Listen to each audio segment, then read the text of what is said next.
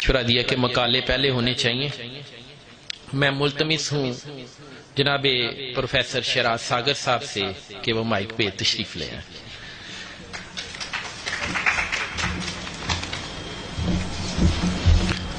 بہت شکریہ اہل دستک کہ آپ نے اظہار خیال کا موقع دیا. ہجر کاٹا ہے روبرو رہ کر، جو آج کا موضوع ہے اور کتاب بھی ہے. یہ 2 دن پہلے مجھے بتایا گیا کہ اس پر کچھ کہنا ہے، اور یقیناً جو کتاب 675 صفات پر مشتمل ہے اس پر لکھنے کے لیے اور اس کو پڑھ کر لکھنے کے لیے کم از کم 675 گھنٹے درکار ہیں، ورنہ اس کا حق ادا نہیں ہو سکتا. بہرحال کچھ یادیں ہیں جو سپرد کرتاس کی ہیں. یہ اکتوبر 2005 کا ذکر ہے جب میں بسلسلہ روزگار سعودی عرب میں مقیم تھا اور ان دنوں چھٹی پر پاکستان آیا ہوا تھا. وزیرآباد کی ایک کتابوں کی دکان پر جانا ہوا تو میری نظر ایک شعری مجموعے پر پڑی. دکاندار سے اس کتاب کو طلب کیا، اس کتاب کو الٹ پلٹ کر دیکھا، اس میں موجود کلام کو پڑھا. ٹائٹل بھی خوبصورت، شاعر بھی خوبصورت اور کلام بھی خوبصورت. پھر یہ کیسے ممکن تھا کہ اتنی خوبصورتیوں کو مسترد کر دیا جاتا؟ یقین کیجئے کہ وہ واحد کتاب ہے جس کے نو آموز شاعر کو جانے بغیر اور اس کتاب کی قیمت دیکھے بغیر میں نے اسے خرید لیا. اس کتاب کا عنوان تھا دل شکستہ اداس مت ہو، اور شاعر کا نام شہباز دائم بٹ. جی یقیناً ان کی پہلی کتاب. اس کتاب نے واپسی پر میرے ساتھ پردیس کا سفر بھی کیا. یہ کتاب پردیس کی تنہائی میں میرا اکثر ساتھ نبھاتی. وہ کتاب آج بھی میری لائبریری کی زینت میں اضافہ کرتی ہے اور اس کی شاعری آج بھی دل میں اترتی ہوئی محسوس ہوتی ہے.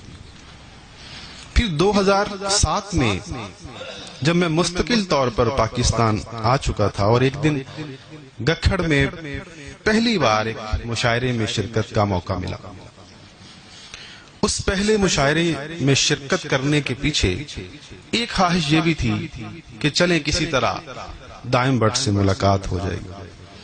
مشاعرہ گاہ میں سب سے پہلے ندیم اصغر صاحب سے ملاقات ہوئی جس نے بڑی گرمجوشی کے ساتھ استقبال کیا.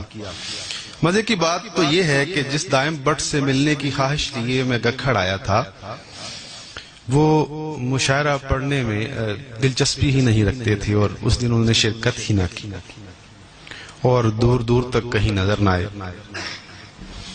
بہرحال اس مشاعرے کے حوالے سے بہت ساری یادیں وابستہ ہیں. برسبیل تذکرہ یہ بھی بتاتا چلوں کہ اس ایک مشاعرے کی برکت سے گکھڑ کے بے شمار دوست میری زندگی کا حصہ بنے بلکہ اٹوٹ انگ بن گئے، جن میں سر فہرست مظہر الحق صاحب ہیں، ندیم اصغر صاحب ہیں، آفتاب احمد ہیں اور علی نور. ان کے حوالے سے یہ شعر صادق آتا ہے کہ زندگی سے یہی گلا ہے مجھے، تو بہت دیر سے ملا ہے مجھے. بہرحال بات دائم بٹ کی ہو رہی ہے. پھر گکھڑ میں آنا جانا ہوتا رہا تو دائم کے بارے میں استفسار کرنے پر پتہ چلا کہ موصوف مشاعروں سے یوں دور بھاگتے ہیں جیسے رند مسجد سے دور بھاگتے ہیں. پھر بہت عرصے بعد دائم سے ایک خوشگوار ملاقات ہوئی اور اس کی صورت میں مزید ایک دوست میں اضافہ ہوا اور یہ دوستی آج تک قائم ہے. جہاں تک دائم کی شخصیت کی بات ہے تو دائم بہت ہی متلون مزاج ہے جو بڑی تیزی کے ساتھ موڈ بدلتا ہے اور بڑی تیزی کے ساتھ رنگ بدلتا ہے. رہتا تو وہ گکھڑ میں ہے لیکن اس کا مزاج اسلام آباد کے موسم جیسا ہے. اور اسلام آباد میں رہنے والے بہتر جانتے ہیں کہ کیسے موسم بدلتے ہیں۔ شاید اس کے حالات اور کچھ پیش آنے والے واقعات نے اس کی ذات اور نفسیات پر گہرا اثر چھوڑا، مگر ایک بات طے ہے کہ دائم کی شخصیت میں منافقت نہیں ہے، اور یہی اہم بات اس کی شاعری میں بھی ہے کہ وہ شاعری میں بھی منافقت سے کام نہیں لیتا۔ عام طور پر شاعروں کی شخصیت اور شاعری میں تفاوت پایا جاتا ہے۔ ان کی شاعری ان کی شخصیت کی ترجمانی نہیں کرتی، مگر دائم کی شاعری اور شخصیت میں یہ تضاد ہرگز نہیں۔ اسی لیے تو اس کی شاعری میں بناوٹ نہیں، مصنوعی پن نہیں۔ وہ کسی کارپینٹر کی طرح لفظوں کو ٹھونک ٹھانک کر غزلیں نہیں بناتا، بلکہ اس کے ہاں آسمان سے ریڈی میڈ شاعری اترتی ہے اور اترتی چلی جاتی ہے۔ جس طرح وہ حقیقت میں لگی لپٹی کے بغیر اور بلا مروت صاف صاف دل کی بات کہہ دیتا ہے، چاہے کسی کو اچھی لگے یا بری لگے، بالکل اسی طرح وہ شاعری میں بھی کچھ یوں گویا ہوتا ہے۔ سنگ مارے جو میرے یار بھی سب دیکھتا ہوں، دل کے مانے نہ سرے دار بھی سب دیکھتا ہوں، دوڑتے پھرتے ہیں جو میری زباں کاٹنے کو، آہ اپنے بھی ہیں اغیار بھی سب دیکھتا ہوں۔ صرف نیکوں سے ہی مشروط نہیں بزم تیری، آتے جاتے ہیں گنہگار سب دیکھتا ہوں، آتے جاتے ہیں گنہگار بھی سب دیکھتا ہوں۔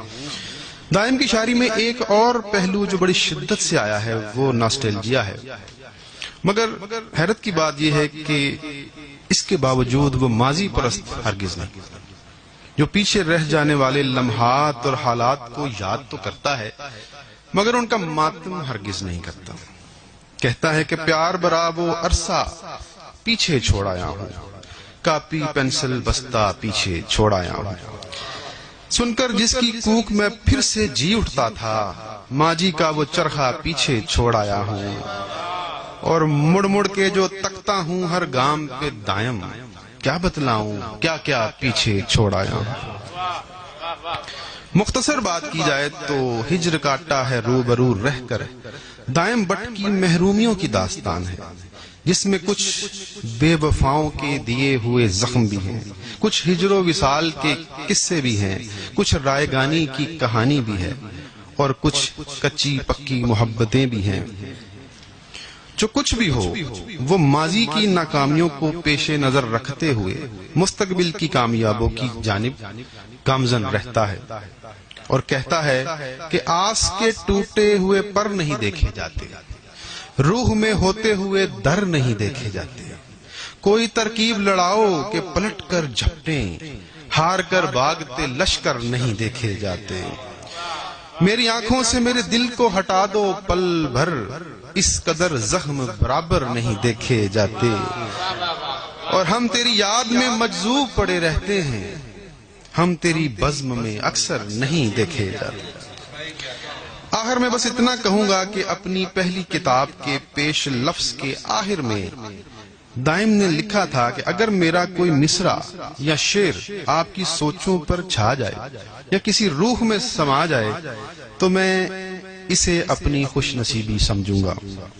تو میری رائے میں اس کے بے شمار اشعار ہماری سوچوں پر چھائے رہتے ہیں اور ہماری روح میں سمائے رہتے ہیں، اور یقیناً وہ اپنی کاوش میں کامیاب رہا ہے، اور میں آخر پہ دائم بٹ کو مبارکباد پیش کرتا ہوں کہ اس قدر ضخیم اور لحیم کتاب کو، جو تقریباً 4 شعری مجموعوں پر مشتمل اس کا کلام ہے، اس کو بہت کم عمری میں وہ منظر عام پر لے کر آئے۔